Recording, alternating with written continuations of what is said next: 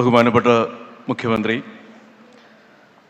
വേദിയിലിരിക്കുന്ന വിശിഷ്ട വ്യക്തികളെ, മന്ത്രിമാർ, MLA മാർ, മറ്റ് ഉദ്യോഗസ്ഥർ, പ്രിയപ്പെട്ടവരെ, എല്ലാവരും സൂചിപ്പിച്ച പോലൊരു ദീർഘമായ പ്രസംഗത്തിന് ഞാനും മുതിരുന്നില്ല.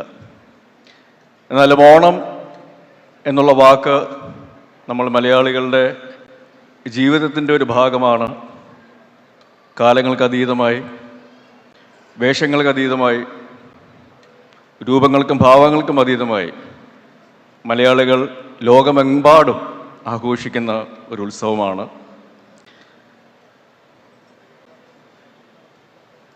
കേരള ടൂറിസത്തിൻ്റെ ഭാഗമായിട്ട് ഓണവാരാഘോഷം ഉദ്ഘാടനം ചെയ്യപ്പെടുകയാണ്.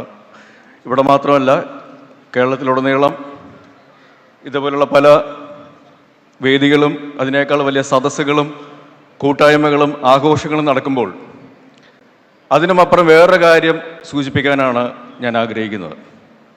ഓണമെന്ന് പറയുമ്പോൾ സമ്പത്ത്, സമൃദ്ധി, ഐശ്വര്യം, സമാധാനം എന്നതിനപ്പുറം നമ്മൾ ഓർക്കുക മഹാബലി എന്നുള്ളൊരു പേരാണ്. അദ്ദേഹം ഭരിച്ചിരുന്ന സമയത്ത് സമത്വമുണ്ടായിരുന്നു. എല്ലാവരും ഒരുപോലെ, ഒരു വ്യത്യാസവുമില്ലാതെ എല്ലാവരും ഒരുപോലെ കാണുന്ന ഒരു ഭരണാധികാരി. എനിക്ക് തോന്നുന്നത് മാറി മാറി വരുന്ന സർക്കാരുകൾക്ക്, മന്ത്രിമാർക്ക്, പ്രത്യേകിച്ച് മുഖ്യമന്ത്രിമാർക്കുള്ള ഏറ്റവും വലിയ കടമ്പ എന്ന് പറയുന്നത് ആ മാവേലിയുമായിട്ട് താരതമ്യപ്പെടുത്തുക എന്നുള്ളതാണ്. ആ ഒരു കമ്പാരിസൺ, അല്ലെങ്കിൽ അന്ന് അദ്ദേഹം എങ്ങനെയാണ് ഭരിച്ചിരുന്നത്, അന്ന് കേരളം എന്തായിരുന്നു, സുന്ദരവും സുരഭിലവും സമത്വവും സമൃദ്ധിയും നിലനിന്നിരുന്ന ഒരു കേരളം, അതെങ്ങനെ ഈ കാലഘട്ടത്തിൽ മാറി വരുന്ന സർക്കാരുകൾക്ക് സ്ഥാപിക്കാൻ സാധിക്കും, അല്ലെങ്കിൽ കൊണ്ടാടാൻ സാധിക്കും എന്നുള്ളതാണ് ഈ ആഘോഷങ്ങൾക്കപ്പുറമായിട്ട് എനിക്ക് ഓർമ്മ വരുന്നത്. കാരണം ഒരു നല്ല ഭരണാധികാരി കാലങ്ങൾക്ക് അതീതമായി എന്നും ഓർമ്മിക്കപ്പെടും, അല്ലെങ്കിൽ ആഘോഷിക്കപ്പെടും എന്നുള്ളതിൻ്റെ ഏറ്റവും വലിയ ഉദാഹരണമാണ് മഹാബലി ആഘോഷിക്കുന്ന ഓണം. അപ്പം അതുകൊണ്ട് തന്നെ മലയാളികൾ ആഘോഷിച്ചിരുന്ന ഓണത്തിൻ്റെ എല്ലാ സമൃദ്ധിയും ഐശ്വര്യവും സമാധാനവും ഈ മാറി വരുന്ന ഭരണ സംവിധാനത്തിലൂടെ നമ്മളെ ഭരിക്കുന്ന ഭരണാധികാരികൾക്ക് കൊണ്ടുവരാനായിട്ടുള്ളൊരു അനുഗ്രഹം ഉണ്ടാവട്ടെ എന്ന് ആത്മാർത്ഥമായിട്ട് ആഗ്രഹിക്കുന്നു, പ്രാർത്ഥിക്കുന്നു. നേരത്തെ മുഖ്യമന്ത്രി സൂചിപ്പിച്ച പോലെ കേരളം ടൂറിസം ഭൂപടത്തിൽ ഏറ്റവും മുൻനിരയിൽ നിൽക്കുന്ന ഒരു പ്രദേശമാണ്. ഞാൻ വരുന്നത് ആലപ്പുഴയിൽ നിന്നാണ്. എൻ്റെ ജന്മനാട് ആലപ്പുഴയാണ്. കിഴക്കിൻ്റെ വെനീസ് എന്നാണ് ആലപ്പുഴ അറിയപ്പെടുന്നത്. പക്ഷേ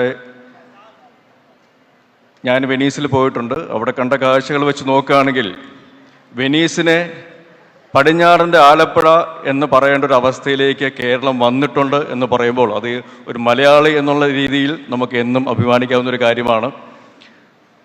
ടൂറിസം എവിടെയുണ്ടോ അവിടെ ലഹരിയുടെ ഒരു ആധിക്യം ഉണ്ടാവാനുള്ള സാധ്യത വളരെ കൂടുതലാണ്. അവിടെയാണ് നമ്മുടെ സർക്കാർ കൊണ്ടുവന്നിട്ടുള്ള തൂഫാൻ എന്ന പദ്ധതിയുടെ പ്രാധാന്യം മനസ്സിലാക്കേണ്ടത്. ഇന്ത്യ ലോക ജനസംഖ്യയിൽ ഏറ്റവും മുന്നിട്ട് നിൽക്കുന്നതാണ്, ഒന്നാമതാണ്. ജനസംഖ്യയുടെ ശക്തി എന്ന് പറയുന്നത് ജനങ്ങളുടെ എണ്ണത്തിലല്ല, അതിലുള്ള ചെറുപ്പക്കാരുടെ എണ്ണത്തിലാണ്, ശക്തിയിലാണ് അത് അളക്കേണ്ടത്. അങ്ങനെയുള്ളൊരു യുവതലമുറയെ ലഹരിയുടെ അടിമത്തത്തിലേക്ക് അവരെ വീഴുമ്പോൾ അതിൽ നിന്നും അവരെ കരകയറ്റുവാനായിട്ട് ഏതെല്ലാം രീതിയിൽ അവരെ നല്ല ജീവിതത്തിലേക്ക് കൊണ്ടുവരാൻ സാധിക്കും എന്നുള്ളതിൻ്റെ ഒരു ഉത്തമ ഉദാഹരണം കൂടിയാണ് തൂഫാൻ പദ്ധതി. അതിനോടനുബന്ധിച്ചൊരു രസകരമെന്ന് പറയുന്നില്ല, ഞാൻ ഈ അടുത്തൊരു സ്ഥലത്ത് ഷൂട്ടിങ്ങിന് പോയപ്പോൾ അവിടെ കുറച്ച് അന്യസംസ്ഥാന തൊഴിലാളികൾ അവരുടെ അടുത്ത് വന്ന് സംസാരിച്ചു. അപ്പോൾ അതിൽ ഒരാൾ പറഞ്ഞു, മേ ആപ്കാ ഫിലിംസ് ബഹുത് ദേഖ്തേ ഹൂ, മേ ആപ്കാ ഫാൻ ഹൂ എന്ന് പറഞ്ഞു. അപ്പോൾ ഞാൻ ചോദിച്ചു, ഓ തൂഫാൻ ഹേ എന്ന് പറഞ്ഞപ്പോൾ തന്നെ 5 അതിഥി തൊഴിലാളികൾ അവിടെ നിന്ന് ഓടി രക്ഷപ്പെട്ടു. അപ്പോൾ അതാണ് തൂഫാൻ എന്ന് പറയുന്ന ആ ഒരു മൂവ്മെൻറ്റ് കൊണ്ട് വന്നിട്ടുള്ള മാറ്റങ്ങൾ. അത് ഏറ്റവും നല്ല രീതിയിൽ, പ്രത്യേകിച്ച് നമ്മുടെ യുവതലമുറയെ നല്ല വഴികളിലേക്ക് തിരിച്ചു കൊണ്ടുവരാനായിട്ടുള്ള ഒരു ആയുധമായിട്ട് മാറുന്നതിൽ നമ്മുടെ സർക്കാരിനും ജനങ്ങൾക്കും അഭിമാനിക്കാവുന്നതാണ്. ഓണം നമുക്കറിയാം ഒരു കൂട്ടായ്മയുടെ ഒരു ആഘോഷമാണ്. ജാതി മത വർണ്ണ വർഗ രാഷ്ട്രീയ വിശ്വാസങ്ങൾക്ക് അതീതമായിട്ട് ലോകമെങ്ങുമുള്ള എല്ലാ മലയാളികൾ ഒന്നിച്ച് അത് ആഘോഷിക്കുമ്പോൾ അത് എന്തുകൊണ്ട് ഭാരതം ഏറ്റവും നല്ല രീതിയിൽ നിൽക്കുന്നു എന്നുള്ളത് നമുക്കറിയാം. 100 വർഷത്തോളം സ്വാതന്ത്ര്യ സമരത്തിന് വേണ്ടി പോരാടിയിട്ടാണ് ഭാരതത്തിന് സ്വാതന്ത്ര്യം ലഭിച്ചത്. ഏകദേശം 1800 കാലഘട്ടങ്ങൾ മുതൽ 1947 നമുക്ക് സ്വാതന്ത്ര്യം കിട്ടുന്നവരെ 100 വർഷത്തോളം നമ്മൾ സ്വാതന്ത്ര്യത്തിന് വേണ്ടി പോരാടി. 40 കോടിയിലധികം ജനങ്ങളുണ്ടായിരുന്ന നമ്മുടെ രാജ്യത്തെ ഒരു 1 ലക്ഷത്തിൽ താഴെയുള്ള ബ്രിട്ടീഷുകാരാണ് അടക്കി ഭരിച്ചിരുന്നത്. 200 വർഷത്തോളം അവർ നമ്മളെ അടക്കി ഭരിച്ചു. അതിനുള്ള കാരണം എന്തായിരുന്നു? നമ്മളെല്ലാവരും വിഘടിച്ച് നിൽക്കുകയായിരുന്നു. ഒരു പൊതുവായ ശത്രു വന്നപ്പോഴാണ് ആ വിഘടനത്തിൽ നിന്ന് മാറി നമ്മൾ ഒന്നിച്ചു ചേർന്ന് അവർക്കെതിരെ പോരാടുകയും സ്വാതന്ത്ര്യം നേടുകയും ചെയ്തത്.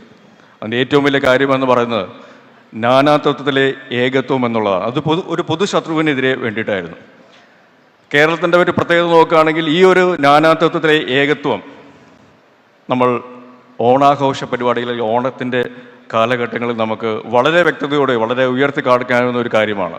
അത് സന്തോഷത്തിന് വേണ്ടി നമ്മൾ ഒന്നിച്ചു ചേരുമ്പോൾ വിശ്വാസങ്ങൾക്കതീതമായി, പ്രത്യയശാസ്ത്രങ്ങൾക്കതീതമായി, വർണ്ണവർഗ വിവേചനങ്ങൾക്കതീതമായി ലോകമെങ്ങുമുള്ള എല്ലാ മലയാളികളും ഒത്തുചേരുമ്പോൾ ഭാരതം ഏത് രീതിയിലാണോ യൂണിറ്റി ഇൻ ഡൈവേഴ്സിറ്റി എന്നൊരു വാക്ക് ആഘോഷിക്കുന്നത്, അതേപോലെ ആ നാനാത്വത്തിലെ ഏകത്വം ഈ ഒരു സന്തോഷത്തിൻ്റെ കൂട്ടായ്മയിലൂടെ ഓണം എന്ന് പറയുന്ന ഒരു ആഘോഷത്തിലൂടെ നമ്മൾ ഒന്നുകൂടി ഉയർത്തി കാണിക്കുകയാണ്.